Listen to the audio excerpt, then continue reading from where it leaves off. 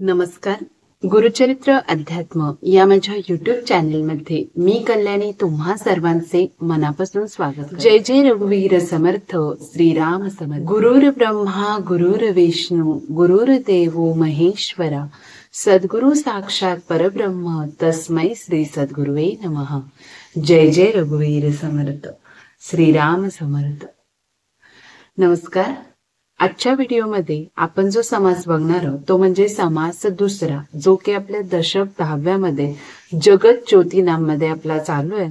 त्यामधील समास दुसरा देह आशंका निरूपण नाम हा समास आज आपण बघणार आहोत. मागील व्हिडिओमध्ये आपण पहिला जो समास होता अंतःकरण एक निरूपण नाम हा समास आपण बघितला होता.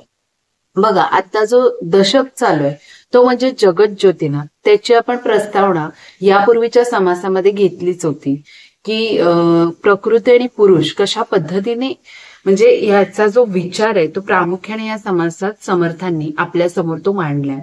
मग या सर्वांची आपण कल्पना म्हणजे या सर्वांची पूर्वकल्पना आपण आधीच्या समासामध्ये अगदी चांगल्या पद्धतीने समर्थांच्या निरूपणाच्या माध्यमातून आपण ही समजावून घेतली.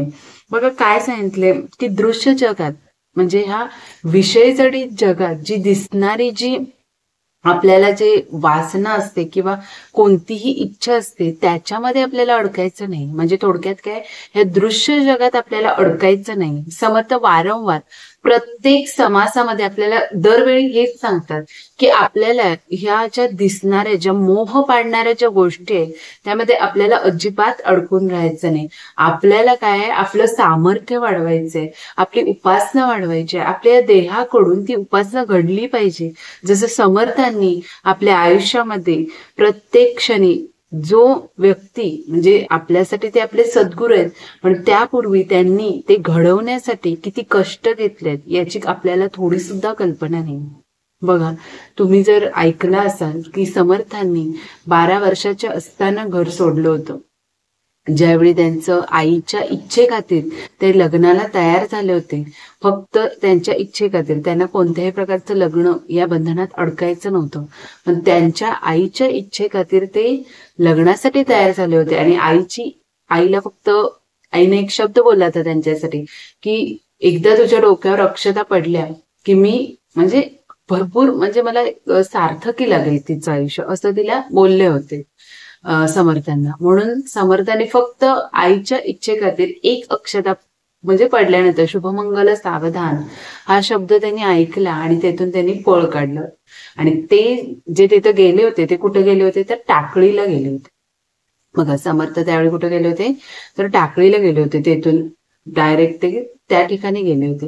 मग टाकळीला प्रभू श्रीरामांचं मंदिर आहे. प्रभू श्रीरामांच्या चरणी त्यांनी काय केली होती, आपली आळवणी केली होती की माझ्या या देहाकडून मला जे पहिलं काम करायचंय ते म्हणजे माझ्यामध्ये ते सामर्थ्य घडवायचंय आणि माझ्या मनातून ही उपासना घडली पाहिजे आणि त्यासाठी तुम्ही मला ती मदत करा, असं समर्थांनी प्रभू श्रीरामांकडे ती आळवणी केली होती. बघा त्यावेळी तर आपल्याकडून देखील अशीच प्रभू श्रीरामांच्या प्रती आपल्या सद्गुरूंच्या प्रती आपल्याला ती प्रार्थना किंवा ती आळवणी करायची आणि आपल्या देहाकडून ती उपासना ते सामर्थ्य सगळं घडवून घ्यायचंय हो. आणि मगच आपल्या प्रत्येक कार्याला आपल्याला सुरुवात करायची. मग त्यावेळी समर्थांनी ते आळवणी केली होती आणि 12 वर्ष त्यांनी टाकळी येते ती घोर तपश्चर्या केली होती. आता तपश्चर्या म्हणजे ते राणावनात जाऊन तपश्चर्याला बसलं असं नाही, तर त्यांना ज्ञान प्रबोधनाचं कार्य करायचं होतं. म्हणजे त्यांनी काय समजलं की स्वतःला आधी मला घडवायचंय, माझा आधी उद्धार करून मग मला त्या समाजाचा उद्धार करायचंय. ही गोष्ट त्यांनी मनाशी पक्की करून ठेवली होती. बघा आपल्या आयुष्यात एखाद्या गोष्टीचं ध्येय घडवायचं असेल, आज बरीचशी मुलं आहेत ज्यांनी ठरवलेलं असते की मला पुढे जाऊन काय व्हायचंय, तर त्या पद्धतीनं समर्थांनी त्यावेळी ती गोष्ट त्यांच्या मनाशी तो निर्धार पक्का केला होता आणि ती गोष्ट घडवण्याचं त्यांचं म्हणजे पक्क ध्येय होतं. त्यामुळे त्यांनी काय केलं तर 12 वर्ष घोर तपश्चर्या केली. म्हणजे तपश्चर्या केली म्हणजे नेमकं काय, तर त्यांनी बघा आपण उठतो कधी हो, सकाळी 6 म्हणा 5 म्हणा जास्तीत जास्त, पण समर्थांची जी उठण्याची वेळ होती ती म्हणजे ब्रह्ममुहूर्तावर होती. म्हणजे सकाळी 3:30 वाजता. सकाळी 3:30 वाजता ते उठत आपले जे नित्यक्रम असतात ते आटोपून, आणि ते कुठं होते, घरी नव्हते, त्यांच्या आईच्या संगोपनात ते 12 वर्ष वाढले. पण नंतर त्यांनी जो निर्णय घेतला तो खूप कठीण होता त्यांच्यासाठी, पण तरी देखील त्यांनी तो अगदी अचूकपणे पार पाडण्याचा निर्णय घेतला होता. बघा, त्यांनी 12 वर्ष तपश्चर्या केलेली आहे. म्हणजे काय केलं तर सकाळी त्यांनी लवकर उठून त्यावेळी जे त्यांनी म्हणजे आता आपण बघा, सूर्यनमस्कार तुम्ही जे घालता किंवा घालत असाल, काही व्यायाम करत असाल तुम्ही, पण ते किती वेळ करणार? जास्त जास्त अर्धा तास करत असेल, 1 तास करत असणार. पण समर्थांनी त्यांना सुरुवातीला आपल्या शरीरामध्ये ते सामर्थ्य आणायचं होतं, ते नव्हतं ना त्यांच्याकडे, कारण ते फक्त एक 12 वर्षाचे होते. 12 वर्षाचे असताना आजची आपली मुलं काय करतात ते तुम्हाला सर्वांनाच माहिती आहे. साधं म्हणजे त्यांना अभ्यासाला बसायला देखील त्यांना आपल्याला मागं लागावं लागतं. तर त्यावेळी त्यांनी ते जे व्रत केलेलं आहे ते इतकं कडक होतं. आपण साधं म्हणजे 12 सूर्यनमस्कार घालताना देखील आपली दमछाक होते. तर समर्थांनी त्यावेळी 1200 सूर्यनमस्कार घालायचे. ते 1200 सूर्यनमस्कार काही चेष्टा झाली का हो? आणि एखाद्या त्या अद्भुत अशा देहाकडूनच ते घडलं जाऊ शकतं. आपल्यासारख्या सामान्य देहामध्ये ते सामर्थ्यच नाही हो, पण आपल्याला ते घडवायचंय, ते सामर्थ्य आपल्या शरीरामध्ये आणायचंय. आणि ते 1200 सूर्यनमस्कार असे जमिनीवर घालत नव्हते, तर कमरे एवढ्या पाण्यामध्ये ते 1200 सूर्यनमस्कार घालायचे. कसे घालत होते ते तुम्ही बघा. म्हणजे समर्थांसारख्या आपल्या या सद्गुरूंच्या देहाकडून हे एवढं कठोर व्रत त्यावेळी केलं होतं, बरोबर ना? मग समर्थांनी ते सूर्यनमस्कार, आणि ते किती वेळ घालायचं तर डोक्यावर जोपर्यंत सूर्य येत नाही तोपर्यंत ते समर्थ काय करायचे, 1200 सूर्यनमस्कार घालायचे. मग किती तास लागत होते बघा, जोपर्यंत ते सकाळी जे चालू करायचे ते डायरेक्ट, कारण आपल्याला 12 सूर्यनमस्कारच घालायचं म्हणलं पाऊण तास 1 तास लागतो व्यवस्थित घालायचं म्हणलं, तसे ते 1200 घालत होते. मग ज्यावेळी त्यांच्या डोक्यावर सूर्य यायचा त्यावेळी ते त्या नदीतून बाहेर पडायचे. म्हणजे किती त्यांच्या त्या देहामध्ये ते सामर्थ्य घडलं असणार आहे. आजच्या जर पिढीला सांगितलं तुम्हाला व्यायाम करायचे, 1 तास खूप झाला, पण ते पण का, आपल्या शरीराचं सौंदर्य दाखवण्यासाठी. पण त्यावेळी त्यांना ते काय करायचं नव्हतं, सौंदर्य दाखवायचं नव्हतं, तर त्यांना कठोर आणि कणखर बनायचं होतं, सामर्थ्य आणायचं होतं आपल्या शरीरामध्ये. आणि जर आपल्या शरीरात सामर्थ्य असेल तरच आपण इतरांचं ज्ञान प्रबोधन करणार आहोत, नाहीतर काय करणार हो? आपल्या शरीरामध्ये लेचेपेचे असलो तर आपण दुसऱ्यांना कुठला तो सल्ला देणार? असं समर्थांचं एक मनाला त्यांनी निर्धार केला होता, आणि त्या पद्धतीनंच ते तसे वागत होते. मग ते झाल्यानंतर 12 वाजता ते भिक्षा मागायला जायचे. मग त्या टाकळी या गावामध्ये, जे की त्या नदीपासून 12 किलोमीटर अंतरावर होतं, तिथं जाऊन ते काय करायचे, भिक्षा मागायचे. 12 किलोमीटर पायी चालत, आपल्यासारखं गाडीने येणे, 1 किलोमीटर चालायचं म्हणजे आपल्यासाठी खूप आहे.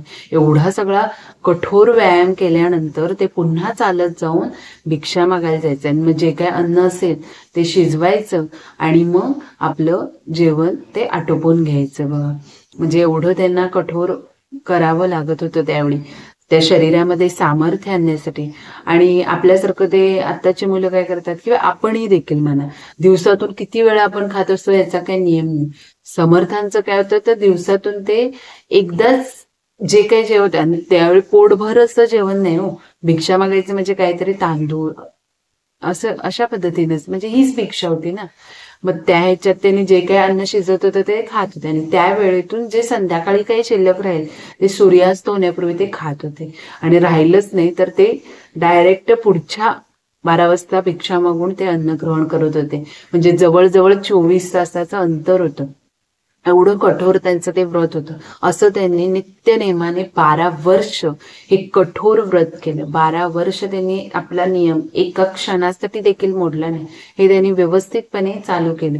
आणि ते पुन्हा मग सगळं झालं की काय करायचे, तिथं जाऊन त्या मंदिरात प्रवचन असायची, वेद उपनिषद यावर भरपूर कीर्तन असायची, ते ऐकण्यासाठी ते ज्ञान संपादन त्यांनी करून घेतलं. नुसतं काय एवढाच नित्यक्रम नव्हता, त्यांना त्यांचं ज्ञान वाढवायचं होतं, त्या ज्ञानामध्ये ती बुद्धी वाढवायची होती. आणि आज त्यांनी हे ज्ञान वाढवल्यामुळे आज आपल्याला दासबोधासारखा ग्रंथ किंवा मनाचे श्लोक, करुणाष्टके हे सारखे जे मोठे मोठे ग्रंथ आहेत ते आज आपल्याला त्या मार्गदर्शनामुळे आपल्याला आज ऐकायला भेटले. आणि आपल्या प्रपंचातील बहुतेक साऱ्या गोष्टी ह्या त्यामुळे सुटल्या. जर त्यांनी त्यावेळी एवढे घोर कष्ट घेतले नसते तर आज आपल्याला ह्या गोष्टी अनुभवायला मिळाल्या नसत्या. आपल्याला काय समर्थांनी सांगितले, फक्त तुम्हाला तुमच्या अंगी हे गुण बाळगायचे, बाकी काही जास्त करायचं नाही, एवढ्याच गोष्टी करायचे. हे सगळं त्यांनी 12 वर्ष केल्यानंतर पुढील 12 वर्ष त्यांनी ज्ञान संपादन केलं. अशी 36 वर्ष त्यांनी आपल्या ह्या आयुष्यात अशी काढली. आणि त्यानंतरची 36 वर्षाची त्यांनी घालवली ती म्हणजे आपल्यासारख्या म्हणजे सामान्य माणसांना समाज प्रबोधनाचं कार्य पार पडलं. 12 वर्ष त्यांनी तपस्या केली, 12 वर्ष त्यांनी पूर्ण भारतभर पूर्ण प्रत्येक ठिकाणी जाऊन फिरले. म्हणजे नेमका समाज हा काय आहे हे त्यांनी जाणून घेतलं. प्रत्येकामध्ये काय गुण आहेत, काय दुर्गुण आहेत, हे सगळ्या गोष्टी त्यांनी बारीकपणे त्याचा अभ्यास केला. आणि मग पुढील 36 वर्ष त्यांनी समाज प्रबोधनाचं कार्य केले. साक्षात सद्गुरूंनी इतके सगळे कष्ट घेतले, त्यातली 1% जरी आपण घेतला ना, निदान त्यांची जी आपण दासबोध या ग्रंथाचं व्यवस्थितपणे जर निरूपण ऐकलं, श्रवण केलं, तर नक्कीच आपल्या अंगी देखील असे थोडेसे का होईना ते गुण येतील. मग असं हे समर्थांनी एवढं सगळं आपल्या ह्याच्यात केलेलं आहे. आयुष्यात इतक्या सगळ्या गोष्टी त्यांच्या घडलेल्या आहेत. मग आज जो आपण समास बघणार आहोत तो म्हणजे देह आशंका निरूपण, हा समास आपण आज बघणार आहोत. तर बघा, आपण या दासबोधाला आपल्या सद्गुरूंना नतमस्तक होऊन आपण आपल्या आता दासबोध मधील या समासाला सुरुवात करूया. चला तर मग सुरुवात करूया आजच्या आपल्या या समासाला. जय जय रघुवीर समर्थ श्रीमद दासबोध दशक 10वा जगज्योतीना समास दुसरा देह आशंका निरूपणना. श्रीराम समर्थ, श्रीराम श्रीराम. तर आपण प्रथम 10 ओवी बघूया आणि मग त्याचा सारांश किंवा त्याचं जे निरूपण आहे ते आपण जाणून घेऊया. चला सुरुवात करूया. स्वामीने विचार दाखविला, येथे विष्णूचा अभाव दिसून आला, ब्रह्मा विष्णू महेशाला उरी नाही. श्रीराम. उत्पत्ती स्थिती संहार ब्रह्मा विष्णू महेश्वर, याचा पाहता विचार प्रत्यय नाही. श्रीराम. ब्रह्मा उत्पत्ती करता चौमुखांचा, येथे प्रत्यय नाही त्याचा, पाळन करता विष्णू चौभुजांचा, तोही ऐको न जाणो. श्रीराम. महेश संहार करीतो, हाही प्रत्यय कैसा येतो, लिंग महिमा पुराणी तो, विपरीत बोलिला. श्रीराम. मूळ मायेस कोण केले, हे तो पाहिजे कळले, तिही देवांचे रूप झाले ऐलीकडे. श्रीराम.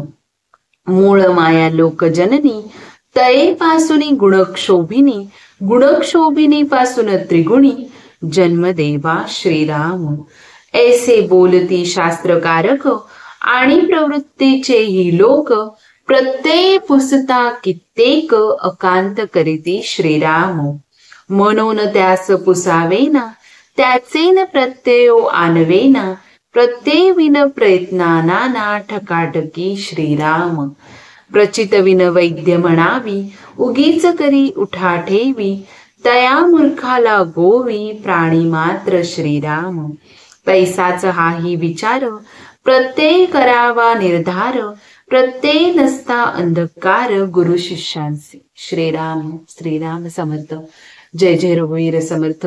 बघा काय सांगितलंय बघा. आता पुन्हा काय झालेलं आहे, श्रोत्यांना बरेच सारे प्रश्न पडलेले आहेत. बघा हा समाज देखील 19 ओवी जे आहेत ते पूर्णपणे श्रोत्यांच्या प्रश्नांवर आहेत. पण समर्थांनी काय सांगितलंय, समर्थांनी बघा, तर तुम्हाला मी प्रस्तावना तर सांगितलीच की समर्थांनी त्यांच्या देहामध्ये ते सामर्थ्य कसं आणलेलं आहे, त्या देहाकडून कशी प्रत्येक गोष्ट केलेली आहे, तसं आपल्याला देखील आपल्या देहांकडून सद्गुरूंच्या चरणी नतमस्तक होऊन आपल्याला देहाकडून ते सामर्थ्य घडवून आणण्याचा प्रयत्न करायचा आहे. बघा आता ह्यामध्ये काय सांगितले, श्रोत्याने तर खूप सारे प्रश्न विचारलेले आहेत, पण समर्थांनी मात्र त्याला अजिबात घाबरलेलं नाही. कारण का, तर त्यांनी त्या संत संगतीच्या माध्यमातून आपल्याला कणखर बनवलेले आहे. त्यावेळी त्यांनी ते ज्ञानार्जन केलेलं आहे. म्हणून काय झालेलं आहे, आज आपल्याला ते प्रश्नांची उत्तरं देऊ शकलेले. मग हा जो समास आहे तो देह आशंका निरूपण म्हणजे काय, जी काही शंका श्रोत्यांच्या मनामध्ये देहाबद्दल या उपस्थित झालेली आहे ती त्यांनी समर्थांना विचारलेली आहे. मग आता बघा काय सांगितलंय, तर प्रथमच सांगितले की स्वामीने विचार दाखविला, येथे विष्णूचा अभाव दिसून आला, ब्रह्मा विष्णू महेशाला उरी नाही. आता बघा श्रोते इथे समर्थांना काय म्हणत आहेत की समर्थांनी किंवा सद्गुरूंनी आपल्याला काय सांगितलेलं आहे की प्रत्येकाच्या देहामध्ये म्हणजे जे सामर्थ्य आहे, म्हणजे जे ब्रह्मा विष्णू महेश आहे ते प्रत्येकाच्या देहामध्ये अस्तित्वात आहे असं समर्थांनी आपल्याला सांगितलेलं आहे. म्हणजे हा जो जड देह आहे, स्थूळ देह आहे, या देहामध्ये किंवा त्याच्या अंतःकरणामध्ये काय आहे, तर ब्रह्मा विष्णू महेश यांचं अस्तित्व आहे. आता ब्रह्मा विष्णू महेश यांचं अस्तित्व आहे असं तर आम्हाला काही प्रत्यक्षात दिसून येत नाही किंवा त्याचा अनुभव देखील आम्हाला येत नाही. मग कसं काय म्हणता येईल की प्रत्येकाच्या देहामध्ये ब्रह्मा विष्णू आणि महेश यांचं अस्तित्व आहे. मग आपल्या शरीरात तर काय बघा दिसतं का, तर ते दिसत नाहीत आपल्या शरीरात, पण त्याचे जे गुण असतात ते शरीरात दिसत असतात. पण श्रोत्यांना हा प्रश्न पडलाय की आपल्या शरीरात तर ते काही दिसून येत नाही ना. ब्रह्मा विष्णू आणि महेश साक्षात जे भगवंताची रूप आहेत ती आपल्या शरीरात दिसतात का. समर्थाने सांगितले की प्रत्येकाच्या या देहामध्ये यांचं अस्तित्व आहे. मग ते दिसतं का हो, आपल्याला तरी दिसतं का, आपण म्हणणारच ना. साधा प्रश्न आहे जो श्रोत्यांना त्यावेळी पडलेला हा व्यवहारी प्रश्न आहे. कारण काय की समर्थाने सांगितलं की प्रत्येकाच्या देहामध्ये, पण ते कुठं आहे काय आहे हे श्रोत्यांना अनुभवायच मात्र मिळालेलं नाही ना. त्यामुळे त्याने तो समर्थांना प्रश्न केलेला आहे. मग नंतर काय म्हणाले की उत्पत्ती स्थिती संहार ब्रह्मा विष्णू महेश्वर याचा पाहता विचार प्रत्यय नाही. म्हणजे ब्रह्मा विष्णू आणि महेश बघा हे उत्पत्ती स्थिती आणि संहार करतात असं सांगितलं जातं. बघा ब्रह्माकडून उत्पत्ती म्हणजे या सृष्टीची निर्मिती झाली, विष्णू काय करतो तर म्हणजे ही स्थिती म्हणजे जे काही सामर्थ्य आहे ते घडवून आणण्याचा प्रयत्न करत असतो, आणि आपले जे महेश आहेत ते काय करतात, संहार करतात. जे काही गोष्टी घडत असतात त्याचा संहार करण्यासाठी साक्षात महेश तिथे अस्तित्वात आहेत. पण तसा अनुभव मात्र आम्हाला येत नाही असं श्रोते इथं सांगत आहे. उत्पत्ती करता ब्रह्मा हा तर 4 मुखांचा आहे, बरोबर, आपण बघितलेलं आहे की त्याला 4 मुख आहे. तर हे ब्रह्माचे म्हणजे त्याची जी प्रतिकृती आहे, प्रतिमा आहे, जे आपण आता त्यावेळी काय आपण प्रत्यक्ष कुणी अनुभव घेतलेला नाही त्याचा, पण आपण आता म्हणा सिरियल्स मधून किंवा देवांच्या ज्या आध्यात्मिक सिरियल्स असतात त्यामधून आपण बघितलेलं आहे की 4 मुखांचा तो देह आहे ब्रह्मा म्हणजे. पण तसा त्याचा प्रत्यक्ष अनुभव आपल्याला आलाय का, कुणी बघितलंय का, नाही. जी काल्पनिक गोष्टी केलेल्या आहेत पण ते खरं घडलेलं आहे. काल्पनिक गोष्टी ज्या आपण बघितलेल्या आहेत त्यावरून आपण ठरवलं की हा 4 मुखांचा देह आहे किंवा त्याचं म्हणजे लिहून ठेवलेले आहेत अशा गोष्टी, त्यामुळे आपल्याला ते माहित आहे. पण प्रत्यक्ष अनुभव कुणी घेतलेला नाही, आजच्या पिढीनं तर घेतलाच नाही नक्कीच. त्यावेळी जी पिढी घडून गेली असेल लगेच सृष्टी निर्माण झाल्या तर त्यांनी तो बघितलं असेल तर असेल, पण आपल्याकडून ते गोष्ट घडलेली नाही. आणि पालन करता जो विष्णू आहे तो 4 भुजांचा आहे, त्याला 4 हात आहे. पालन करता जो विष्णू आहे म्हणजे या सृष्टीचं पूर्णपणे तो पालन करतो, त्याच्या हातात सर्व गोष्टी आहेत. सृष्टी निर्माण केली ब्रह्माने, पण त्याचं पालन करण्याचं काम जे आहे ते विष्णूकडे आहे. त्याला 4 हात आहेत. हे देखील आपण बघितले का, हे फक्त ऐकण्यापुरतं आहे ना, आपण फक्त ही गोष्ट ऐकलेली आहे, कारण त्याचा प्रत्यक्षात अनुभव कोणी घेतला नाहीये. आणि काय सांगितलं, महेश संहार करतो. बघा हाही प्रत्यय तरी आपल्याला आलाय काय, महेश म्हणजे काय, साक्षात आपले शिवशंभू ते संहार करतात. संहार करतात याचाही प्रत्यक्ष अनुभव आपल्याला आला नाही. लिंग पुराणात शिवाची उत्पत्ती स्थिती आणि लय करताय असं सांगितलेलं आहे. म्हणजे शिवपुराणात आपण या गोष्टी वाचलेल्या आहेत की त्याची उत्पत्ती कशी झाली, तो पालन कसं करतो, स्थिती कसं करतो, संहार कसं करतो, हे सगळं सांगितलंय. पण हा महिमा देखील आपल्याला म्हणजे श्रोते काय म्हणतात विचित्रच वाटतो, कारण याचा प्रत्यक्ष अनुभव आम्ही घेतला नाही ना. आता बघा आपण ज्याही गोष्टी असतील काही त्याचा प्रत्यक्ष अनुभव जोपर्यंत घेत नाही, म्हणजे डोळ्यांनी जे दिसतंय किंवा कानांनी जे ऐकलं जाते त्याच्यावर आपण विश्वास ठेवत नाही. जी गोष्ट आपण प्रत्यक्ष जी म्हणजे त्याचा अनुभव घेतो त्यावेळेस ती गोष्ट आपल्याला काय वाटते, पटते. मग ह्या सगळ्या गोष्टी तर आपल्याला सांगितल्या गेले, त्याच्यावर आपण कसा बरा विश्वास ठेवायचा. मग ह्या मूळ मायेला देखील कोणी उत्पन्न केलं हीच आपल्याला म्हणजे समर्थाने वारंवार आपल्याला प्रत्येक समासातून याचं जाणीव करून दिलेलं की मूळ माया म्हणजे काय आहे. बरोबर आहे, ती आपल्या अंतःकरणातीलच एक जाणीव आहे. मग त्या मूळ मायेला देखील कोणी उत्पन्न केलं हे देखील कळलं पाहिजे. आणि तिन्ही देवांची जी उत्पत्ती आहे या मूळ मायेच्या पलीकडील आहे. म्हणजे त्याच्या पुढची जी लेवल थोडक्यात म्हणतात ती मूळ मायेच्या पलीकडील लेवल ह्या 3 देवांची उत्पत्ती आहे. मग मूळ माया ही सर्व लोकांची काय आहे, जननी आहे. म्हणजे पहिला मूळ माया ती अस्तित्वात आली ना. ब्रह्माने ज्यावेळी सृष्टी निर्माण केली त्यानंतर ती मूळ माया अस्तित्वात आली. आणि तिच्यापासून मग गुणक्षोभिनी म्हणजे आपण बघितलेलं आहे, बाळ जन्माला आल्यानंतर त्याच्यामध्ये मूळ माया असते पहिला. मग नंतर नंतर त्याच्यात ते म्हणजे प्रत्येकाच्या राहून राहून काय होतं, गुणक्षोभिनी म्हणजे गुण येतात. लगेच त्याला कुठलेही गुण नसतात, तो आपल्या परीनेच वागत असतो. म्हणजे त्याच्यामध्ये ती मूळ माया असते, त्याच्या अंतःकरणात ती मूळ माया असते. जसं तो पिंड म्हणजे आईच्या उदरातून बाहेर येतो त्यावेळी जसा तो मांसाचा एक गोळाच असतो थोडक्यात, त्यानंतर त्याला तो आकार दिला जातो. म्हणजे त्याच्यात ती गुणक्षोभिनी येते. मग गुणक्षोभिनी मायेपासून ब्रह्मा विष्णू व महेश या त्रिगुणी देवांचा जन्म झाला. म्हणजे ह्या सर्व गोष्टी ह्या घडून गेलेल्या, पण त्याचा प्रत्यक्ष अनुभव मात्र कोणी घेतलेल्या नाहीये. मग याप्रमाणे शास्त्रकर्ते व इतर प्रापंचिक लोकही बोलतात. म्हणजे आपण इतर प्रापंचिक लोकांकडून म्हणा, शास्त्रकर्ते, संत ह्या सर्वांकडून या गोष्टी ऐकलेल्या, पण त्यांच्या अनुभवाविषयी मात्र विचारलं कोणाला, कित्येक जण आकांड तांडव करतात. म्हणजे कुणाला अजून नक्की माहित नाही ना की ह्या गोष्टी खरंच घडून गेल्या आहेत काय, घडल्या आहेत काय, या गोष्टी अजून कुणालाही माहित नाही. म्हणून त्यांना तर मग विचारावंसंच वाटत नाही, जे शास्त्र करते विचारावंसंच वाटत नाही. आणि त्यांना मग प्रत्यक्ष अनुभवही आणून देता येणार नाही. आता ती गोष्ट त्या काळी घडलेली आहे, खूप खूप वर्षांपूर्वी, तर त्यावेळी जी घडलेली आहे ते आता त्याचा अनुभव मात्र हे शास्त्रकर्ते वगैरे कसा देणार आहेत आपल्याला, नाहीच देऊ शकत ना. मग अनुभवाशिवाय नाना प्रयत्न करणे म्हणजे निव्वळ काय आहे, फसवणूक आहे. श्रोते बघा काय म्हणतात, मनोन त्यास पुसावे ना, त्याचे न प्रत्यय आणवे ना, प्रत्यय विना प्रयत्नाना ना ठकाठकी. मग हे काय, फसवणूक केल्यासारखंच आहे ना थोडक्यात. ज्याचा अनुभवच ते दाखवू शकले नाही ते शास्त्रकर्ते, मग ते त्याचा अर्थच नाही, म्हणजे त्या गोष्टीला काही अर्थच नाही. जो मनुष्य वैद्यकीय शिकलेला नाही, बघा एखाद्या मनुष्यानं डॉक्टरचं शिक्षणच घेतलं नाही आणि डायरेक्ट आता तसे काही करतात, पण जर तुम्ही डॉक्टरचं म्हणजे वैद्याचं शिक्षणच घेतलं नसाल आणि मग तुम्ही ते लोकांवर त्या ट्रायल आणत असाल तर त्याला काय अर्थ आहे का? त्या मनुष्याचा जीवही जाऊ शकतो. मग अशी गोष्ट आहे. मग ज्यावेळी तुम्ही ते ज्ञान संपादन करणार, वैद्यकीय शिक्षणाचं ज्ञान संपादन करणार, त्या मग उगीच स्वतःला म्हणजे त्याशिवाय तुम्ही उगीच स्वतःला वैद्य म्हणून घेऊ शकता का? जोपर्यंत तुम्ही ते ज्ञान संपादन करत नाही. आजकाल बघितला आपण बघतो किती साऱ्याने काय करतात, युट्यूबवर बघून काय करतात, आपलं ऑपरेशन्स असतील काय असतील असं देखील म्हणजे खोटी खोटी प्रशस्तीपत्र सर्टिफिकेट्स लावून ह्या गोष्टी आज चालतायत. जर तुम्ही आणि मग काहीतरी कुणाचा तरी जीव जाऊ शकतो, अशा गोष्टी घडत आहेत. पण जोपर्यंत तुम्ही ते वैद्यकीय शिक्षणाचं ज्ञान संपादन केला नसेल, मग तुम्ही स्वतःला वैद्य देखील म्हणून घेऊ शकत नसता.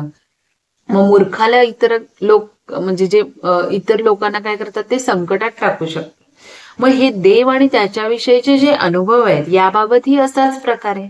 बघा, अनुभव घेऊनच काही निर्णय घ्यावे लागतात. अनुभव घेतल्याशिवाय आपण पूर्णत्वाला जात नाही. काहीतरी अनुभव आल्याशिवाय बघा आपल्या आयुष्यात देखील आपण देवाचं उपासना वगैरे करतो, पण आपल्याला आपल्याकडून हे काही काही भाग सुटत असतात. बघा आपल्याला आता आज जर निरूपणामध्ये काही गोष्टी तुमच्या म्हणजे रोजच्या जीवनातील कुठली तरी गोष्ट जी तुमच्या आता सध्या मनात चालू आहे ती आली की काय करता तुम्ही, आपला भाग सुटलाय असं वाटतं तुम्हाला. ती गोष्ट जर आली ना मग तुम्हाला काय वाटते की आपला हा भाग आता सुटलेला आहे, म्हणजे असं आपलं मत असतं. म्हणजे जोपर्यंत तुम्हाला त्या गोष्टीचा अनुभव येत नाही तोपर्यंत तुम्ही त्याच्या पुढे जात नाही. तिथं मग समजा अनुभव आलाच नाही, मला याचा काही अनुभवच येत नाही, तिथंच ती गोष्ट तुम्ही स्टॉप करता. मग तसंच आहे, श्रोत्यांना देखील हा प्रश्न पडलेला आहे की या सर्व गोष्टी आपण फक्त काल्पनिक स्वरूपाने ऐकले किंवा वाचले, पण त्याचा प्रत्यक्ष अनुभव आपल्याला आला नाही. मग अनुभव घेऊनच काही निर्णय घ्यावा लागतो. आणि अनुभव नसेल तर गुरु आणि शिष्य दोघेही अज्ञानरूपी अंधारात चाचपडत राहतात. बघा आज प्रत्येक गोष्ट आपण गुरुशिवाय तर काही करूच शकत नाही. आपल्याला प्रत्येकी वेळोवेळी गुरुमुळंच काय मिळालेलं आहे, ज्ञान मिळालेलं आहे. गुरुच जर नसतील तर आपण ज्ञान कुठनं घेणार आहे. त्या गुरुकडूनच ते ज्ञान संपादन करून आपण आपल्या आयुष्यातील प्रत्येक गोष्टी टप्प्याटप्प्याने सोडवत असतो. असं आहे का? गुरुशिवाय तुम्ही कुठली गोष्ट करू शकता का? गुरु देखील आपल्यासारखा मनुष्य असतो, पण त्यानं देखील त्याच्या गुरुकडून ते ज्ञान संपादन केलेलं असतं. प्रथम तर आपले आई वडील गुरु असतात, त्यांनी आपल्याला सगळ्या गोष्टी सुरुवातीला शिकवलेल्या असतात, मग आपले शिक्षक येतात, मग आपण हळूहळू आपल्या ज्ञानामध्ये भर पाडत राहतो.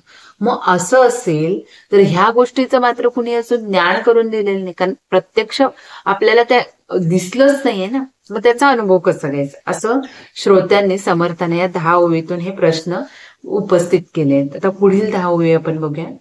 बरे लोकास काय म्हणावे, लोक म्हणती तेची बरवे, परंतु स्वामीने सांगावे विशद करुणी. म्हणो देवी माया केली, तरी देवीची रूपे मायेत आली. जरी म्हणून मायेन माया केली, तरी दुसरी नाही. जरी मनोभूती केली, तरी ते भूताचीच वळली. म्हणावे जरी परब्रह्मे केली, तरी ब्रह्मी कर्तृत्व नाही. आणि माया खरी असावी, तरी ब्रह्मी कर्तृत्वाची गोवी. माया मिथ्या ऐसी जाणावी, तरी कर्तृत्व कैसे.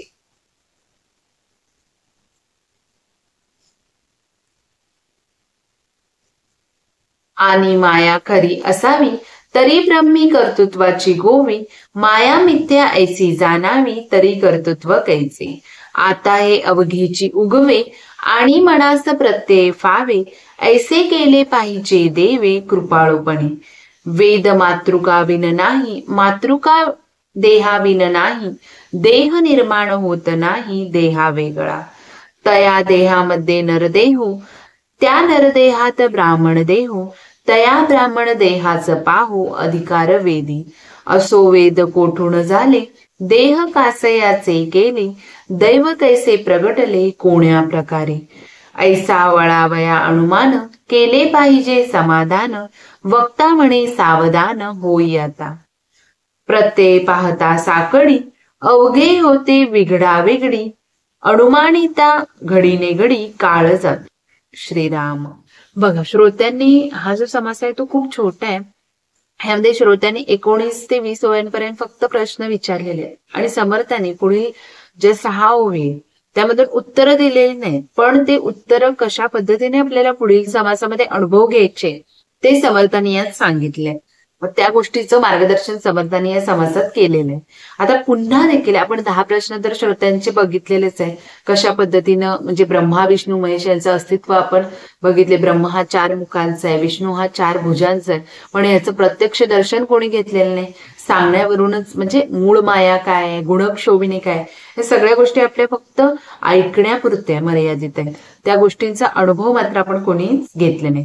बरं, असं म्हणायला गेलं तर लोकांना दोष देण्यात तरी काय अर्थ आहे? 2 लोक जे काय म्हणतात ते आपल्याला मान्यच करावे लागते, कारण आज सृष्टीच तशी आहे ना. जे काही लोक सांगतील त्याच्यावर विश्वास तर थोडाफार ठेवायला लागतो. परंतु आता खरं काय आहे ते सद्गुरूंनी आता स्पष्ट करून आम्हाला या समासातून सांगायचंय, असं श्रोते सांगतात. देवांनी माया निर्माण केली म्हणावे तर माया ही काय मिथ्या आहे असं म्हटलं जातं ना. माया काय भासच आहे ना. मग देवांची रूपेच मायेतून उत्पन्न झालेले आहेत, मुळातच मूळ मायेतून ती उत्पन्न झालेले आहेत. ब्रह्मा विष्णू महेश जे ते मूळ मायेतूनच उत्पन्न झालेले. मग मायेनेच माया उत्पन्न केली म्हणावे तर माया तर एकच आहे, दुसरी नाहीये असं सांगितलं जातं ना. माया तर एकच आहे, दुसरी तिथं अस्तित्वातच नाही. मग माया पंचभूतांनी निर्माण केली असं जर म्हणावं तर ही पंचमहाभूतेच मायेत समाविष्ट आहे. मायेनं जर पंचमहाभूतांना निर्माण म्हणजे पंचमहाभूतांनी जर माया निर्माण केली असं जर म्हणलं तर काय, पंचभूतेच या मायेमध्ये अंतर्भूत आहे.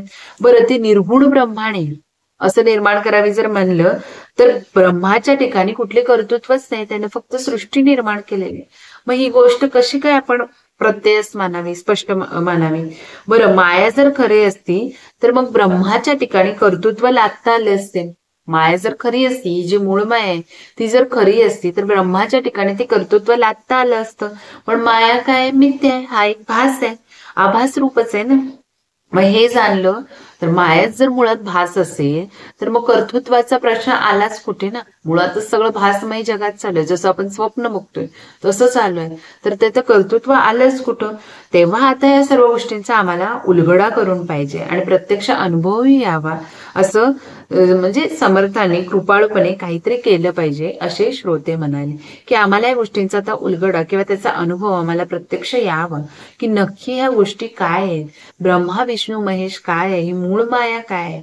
मायेनं जर हे सृष्टीला उत्पन्न केलं म्हणजे ब्रह्माला, मग त्यातून त्या तिघांचा जन्म झाला, सृष्टी उत्पन्न झाली, पण मुळा मायाच ही आभासरूपी आहे, मिथ्या आहे. तर हे कसं काय शक्य आहे. मग वेद हे मात्रात्मक आहेत. मग 3.5 जसं आपण म्हणतो 3.5 मुहूर्तांपैकी एक मुहूर्त जसा मानला जातो दसरा, जसा आत्ताच होऊन गेलेला आहे आपला. तर म्हणजे अशा गोष्टी आहेत. मग हे ज्या गोष्टी आहेत त्या वेद उपनिषदांच्या माध्यमातून या घडल्या जातात आणि त्याचा प्रणवात्मक जो उच्चार आहे त्यातूनच वेदाची उत्पत्ती झालेली आहे. आणि याचा उच्चार मग आता असं म्हणलं जातं की देह आधी की म्हणजे देही जे आहेत म्हणजे हे जे वेद आहेत ते देहातूनच उत्पन्न होतात ना. पहिला देह आल्याशिवाय ते वेद जे आहे ते उत्पन्न तरी कसे होणार. जर देहच नसेल आपल्याला, हा जर देहच प्राप्त झाला नसेल तर आपण कोणत्या गोष्टीचं ज्ञान घेणार आहे. आधी ज्ञान आणि मग देह असं नाही, देहातून ते ज्ञान निर्माण झाले असं सांगतात. मग काय सांगितले, वेद तर हे मात्रात्मक आहेत. म्हणजे थोडक्यात काय, आपण त्याचा अभ्यास करतो त्याच पद्धतीने सांगितले की त्या सर्व देहात म्हणजे आता एवढे जे 84 लक्ष जे जीवयोनी आहेत त्यापैकी सगळ्यात जो श्रेष्ठ देह मानला जातो तो नरदेह आहे.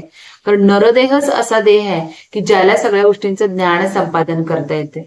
बाकीच्याला कुणाला बुद्धी दिली नाही. बुद्धी असते प्रत्येक म्हणजे प्राणीमात्रांना, पण जी बुद्धी सर्वश्रेष्ठ बुद्धी जी दिलेली आहे ती या नरदेहाला दिलेली आहे. मग त्यातही जर बघायला गेलं तर ब्राह्मण देह जो असतो तो खूप श्रेष्ठ मानला जातो. कारण आज बघा आपण कोणत्याही कार्य जर आपल्याला करून घ्यायचे असतील, महत्वाचे असतील, लग्नच म्हणा किंवा जे संस्कार असतात ते म्हणा, म्हणजे ह्या सगळ्या ज्या गोष्टी आहेत त्या ब्राह्मणांकडूनच आपण करून घेतो. म्हणजे त्यातही जर आपल्या सगळ्या देहामध्ये जर श्रेष्ठ देह मानला गेला तर तो ब्राह्मण देह असतो. आणि त्या ब्राह्मण देहधारींनाच तो वेदाचा अधिकार आहे, त्यांनी ते ज्ञान संपादन केलेलं असतं. मग असं हे जे वेद आहेत ते आले तरी कोठून, देह कशा प्रकारे उत्पन्न झाले आणि देव कसे प्रगटले, हा श्रोत्यांना प्रश्न पडलेला आहे. हे सगळ्या गोष्टी आल्याच कशा, या पृथ्वीवर म्हणजे या भूमंडलावर या सर्व गोष्टी आल्या कुठून, देह कुठून आले, वेद कसे निर्माण झाले, देव कसे निर्माण झाले. मग असे अनेक तर्क किंवा असे अनेक प्रश्न श्रोत्यांच्या मनात उपस्थित झाले आणि याचे समाधान मात्र आता केले पाहिजे असं ते समर्थांना सांगत आहेत. म्हणून मग आता मग समर्थ काय म्हणतात, तुम्ही आता नीट सावध होऊन तुम्हाला हे ऐकायचंय की अनुभव घेऊन पाहावं म्हटलं तर काय होते, अडचण उत्पन्न होते.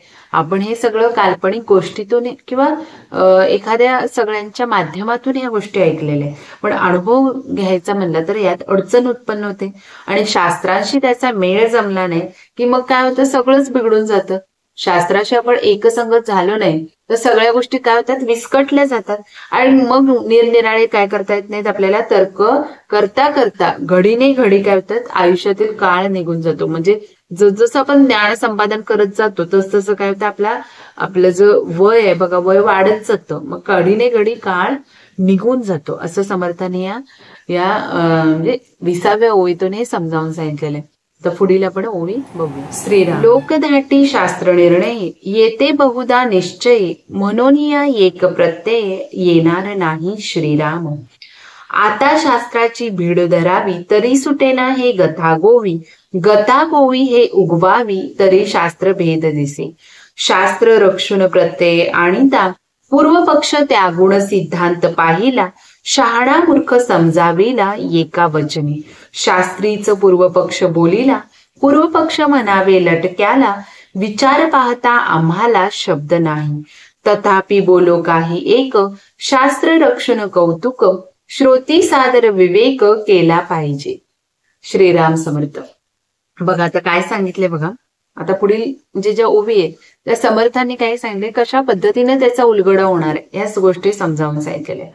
काय सांगितले तर लोकघाटी शास्त्र निर्णय येते बहुता निश्चय, म्हणून या एक प्रत्यय येणार नाही. बघा जनरूढी आणि शास्त्रांचा निर्णय, बघा म्हणजे आपण सायंटिफिकली ज्या गोष्टी प्रूव्ह करतो तो निर्णय आणि जनरूढी यात खूप अंतर दिसून येते. म्हणजे खूप फरक आहे. आपण एखाद्या गोष्टीचा प्रयोग करून आणि ते म्हणजे लिखित स्वरूपात असते, या दोन्हीमध्ये खूप फरक आहे. मग यातही एकमत नसते, म्हणून आपल्याला तो काही अनुभव येतच नसतो. बघा आजच्या म्हणजे जीवनातूनच घेऊया, जे लिहून ठेवलेलं असतं आणि ज्याचा आपण शास्त्र तर्किकद्वारे विचार केला जातो, यामध्ये देखील खूप तफावत आढळून येते. मग आता शास्त्राची भीड धरावी तरी देखील ती गुंतागुंतीचीच आहे ना. ती गुंतागुंत आपल्याला काही सुटत नाही. म्हणजे शास्त्राचा मार्ग धरून जर आपण चालायचं म्हणलं तर ती देखील आपल्यासाठी गुंतागुंतच आहे. आणि ही गुंतागुंत सोडवायचा प्रयत्न करावा तर शास्त्र वचनात काय होतात, मग मतभेद आढळून येतात. ही गुंतागुंत जर आपण सोडवायचं म्हणलं तर मग शास्त्रवचन जर आपण प्रमाण मानावं, म्हणजे त्यालाच आपलं ग्राह्य धरावं की नाही, ह्याच्यावरूनच म्हणजे थोडक्यात सर्टिफिकेट द्यावं शास्त्रवचनांना, हा अनुभवही घेऊन पाहावा. मग पूर्व पक्षाचे खंडन करून काय केलेलं आहे, सिद्धांत जाणून घ्यावा. जसं आपण सायन्समध्ये एक्सपेरिमेंट करत त्या गोष्टी घडवून आणत असतो की नक्की हे खरं आहे काय, ह्यात हे केमिकल मिक्स केल्याने ती गोष्ट खरंच घडते काय, हे जसं आपण सिद्ध करून बघत असतो तसा तो सिद्धांत जाणून घ्यावा. आणि अनुभवाच्या व शास्त्राच्या आधारे एकच वचन असं उच्चारावं की शहाण्या व मूर्ख माणसांनीही त्याचे समाधान व्हावे. म्हणजे या आधारे आपल्याला ते अनुभव घ्यायचे असं समर्थ आपल्याला सांगतात. मग शास्त्रातच अशी पद्धत आहे की पूर्व पक्ष मांडला जातो. बरोबर ना, आपण बघितलेलं आता जी हे सायन्स म्हणा किंवा त्यावेळी ज्या गोष्टी लिहून ठेवलेल्या आहेत त्यामध्ये पूर्व पक्ष देखील मांडला जातो.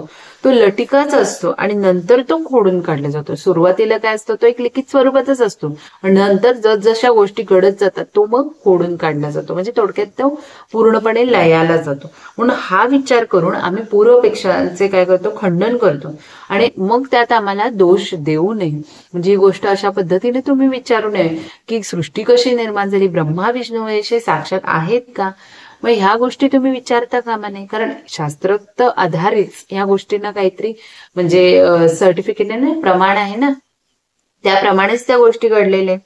तथापि शास्त्राचेही रक्षण करून या विषयाचे कौतुकाने जे विवेचन केले जाईल, शास्त्राचे रक्षण म्हणजे काय, आपल्याला देखील त्याचं रक्षण करायचं आहे. म्हणजे ही गोष्ट जी शास्त्रोक्त वेदाच्या आधारे असू दे, उपनिषदाच्या आधारे असू दे, त्या ज्या गोष्टी त्याचं आपल्याला रक्षण करायचंय आणि यावर श्रोत्यांनी मग आदरपूर्वक विचार केला पाहिजे असं आता समर्थ येथे सांगत आहे. म्हणजे ह्या सगळ्या गोष्टी आपल्याला समर्थांनी अजून याचा उलगडा दिला नाही, पण त्या कशा पद्धतीने मांडल्या जाव्यात, शास्त्रोक्त पद्धतीने आपल्याला त्या विचारात घ्यायचे. म्हणजे जसं तुम्हाला त्यावेळी शास्त्रोक्त पद्धती मांडल्या म्हणून ह्या सगळा जो उलगडा आहे तो खोडून काढला गेला, म्हणजे त्याचं पूर्णत्व प्राप्त झालं. मग त्या तशा पद्धतीने मांडायचे. मग श्रोत्यांना ह्याचं समर्थाने असं म्हणजे त्याची मांडणी काय ह्याचं उत्तर दिलेलं आहे. आणि पुढील ज्या गोष्टी असणार आहेत त्या पुढील समासात समर्थांनी सांगितले. इति श्री दासबोधे गुरुशिष्य संवादे देह आशंका निरूपण नाम समास दुसरा समाप्त. श्रीराम समर्थ. मग अशा पद्धतीने हा समास येथेच संपलेला आहे. पण या समासाचं जे उत्तर आहे, म्हणजे समर्थांनी जो अनुभव आपल्या श्रोत्यांना दिलेला आहे तो पुढील समासात दिलेला आहे, जो की देह आशंका शोधन निरूपण नाम आहे. त्या समासामध्ये समर्थांनी त्या प्रत्येक प्रश्नाचं उत्तर समर्थांनी त्यात आपल्याला दिलेलं आहे. मग तुम्हाला जर हा व्हिडिओ आवडला तर नक्कीच तुम्ही या व्हिडिओला लाईक, शेअर आणि सबस्क्राईब करा. कारण मग समर्थांच्या या निरूपणाच्या माध्यमातून आपल्या देहाकडून ही सेवा घडली पाहिजे किंवा आपल्याला त्याचा उपयोग झाला पाहिजे, म्हणून मी हा थोडाफार प्रयत्न केलेला आहे. पण तुम्हाला जर आवडला तर नक्कीच तुम्ही याचं म्हणजे मार्गदर्शन, समर्थांनी जे आपल्याला मार्गदर्शन केलेलं आहे ते नक्की श्रवण करावं. आणि जर तुम्हाला काही शंका असतील किंवा एखाद्या गोष्टीचं तुम्हाला निरूपण पाहिजे असेल, काय असेल ते तुम्ही नक्की कमेंट करून सांगा. श्रीराम समर्थ. जय जय रघुवीर समर्थ. श्रीराम समर्थ. अवधूत चिंतन श्री गुरुदेव दत्त. श्री स्वामी समर्थ.